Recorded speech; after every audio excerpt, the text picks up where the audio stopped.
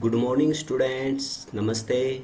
आज हम keeping quiet poem की एक्सप्लेनेशन पढ़ेंगे, जो कि पोएम पेब्लो नेरूदा के द्वारा लिखी गई व प्रस्तुत की गई है।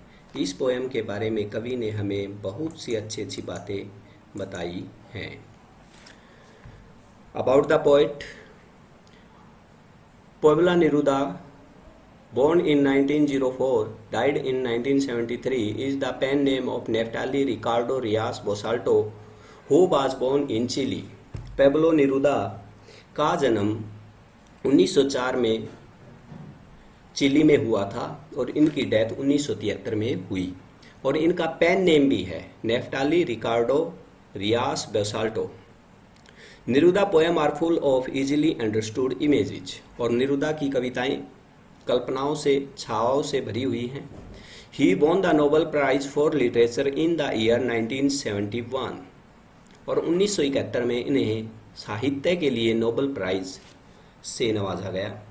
In this poem Neruda talks about necessity of quite introspection. और इस पोएम के अंदर कवि आत्मचिंतन के बारे में, चुपचाप रहकर आत्मचिंतन कैसे करना चाहिए उसके बारे में हमें बताता है। ये पेब्लो नेरूदा का पोर्ट्रेट है, पिक्चर है। आओ अब हम एक्सप्लेनेशन पढ़ते हैं कविता की, जो कि इस प्रकार से है। Now I will count to 12। कवि कहता है अब मैं 12 तक गिनता हूँ। And we will all keep still. और हम सब चुप हो जाएंगे, शांत हो जाएंगे। This is one time upon the earth. ऐसा धरती पर पहली बार होगा। Let's not speak any language. कि किसी भी भाषा में बात नहीं होगी। कवि कहता है कि ऐसा धरती पर पहली बार होने जा रहा है जब कोई भी भाषा नहीं बोली जाएगी। Understood? Let's stop for 1 second. चलो 1 सेकेंड के लिए आप सब कुछ रोक देते हैं। And not move our arms so much. और हमारे जो आर्म हैं उनको भी हम इतना अधिक हिलाएंगे नहीं। अर्थात हम सब चुपचाप, एकांत, शांत बैठ जाएंगे। अगले पैसेज में कवि क्या कहता है बच्चों? It would be an exotic moment. और कवि कहता है यह एक हर्षो उल्लास का पल होगा। एग्जोटिक, हर्षो उल्लास, खुशी भरा मोमेंट, पल होगा। आगे कवि कहता है विदाउट रस। किसी प्रकार का रस अर्थात भीड़ भाड़ नहीं होगी। विदाउट इंजन, किसी प्रकार की मशीनें नहीं चलेंगी। We would all be together. और हम सब एक हो जाएंगे। In such a sudden strangeness. और इस प्रकार से, एक अजीब तरीके से हम सब अचानक एक हो जाएंगे। अर्थात कवि कहता जब कोई इंजन नहीं चलेगा, किसी प्रकार की भीड़ भाड़ नहीं होगी, तो हम सब एक हो जाएंगे। आगे जैसा कि पिक्चर में दिखाया गया है, क्या कहता है? Fisherman in the cold sea would not harm whales. और जो मछली पकड़ने वाले हैं वे अपने क्रियाकलापों को रोक देंगे। कोल्ड सी, ठंडे सागरों में, अर्थात मछली पकड़ने वाले ठंडे सागरों में वे अपने सभी क्रियाकलाप एक पल के लिए, 1 सेकंड के लिए रोक देंगे। And the man gathering salt would not look at this hurt hands. और जो नमक इकट्ठा करने वाले व्यक्ति, जैसा इस पिक्चर में दिखाया गया है, नमक के थैले भर रहे हैं कुछ इंसान, कुछ व्यक्ति, वे अपने क्रियाकलापों को भी एक पल के लिए रोक देंगे, उनको समाप्त कर देंगे। ऐसा कवि कहता है। आगे कहता है those who prepare green war. और जो हरित युद्ध में लगे हुए हैं, हरित युद्ध का मतलब यहाँ पर होता है केमिकल वार। अर्थात जो केमिकल हम वेजिटेबल, ग्रेन वगैरह में, फील्ड में, खेतों में यूज करते हैं फार्मर, उस युद्ध में लगे हुए हैं। वार विद गैस। और जो गैसों के युद्ध में लगे हुए हैं। वार विद फायर। और जो फायर के युद्ध में लगे हैं।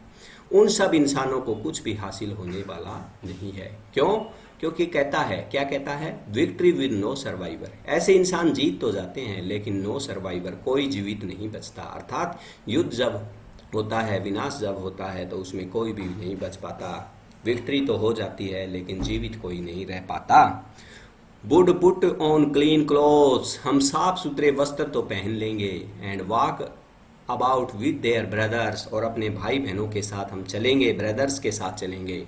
इन द सैड छाया में डूइंग नथिंग और कुछ नहीं कर पाएंगे। मतलब युद्ध के बाद अगर हम जीत भी जाते हैं तो हम साफ सुथरे वस्त्र पहन लेंगे, मतलब अपने आप को स्वच्छ रखने की कोशिश करेंगे, लेकिन जो हमारी आत्मा है, जो हमारा शरीर है, वो जो युद्ध से विनाश हुआ है उससे बिल्कुल भी साफ नहीं हो पाएगा, ऐसा कवि कहता है। What I want should not be confused with total inactivity। कवि आगे कहता है कि जो मैं कहता हूँ कि हम एक पल के लिए अपने सभी कार्यों को रोक देंगे, इसका मतलब ये नहीं है कि टोटल इनएक्टिविटी है, पूर्णतः निष्क्रियता है। Life is what it is about. जीवन वही है जो ये है, जैसा ये है।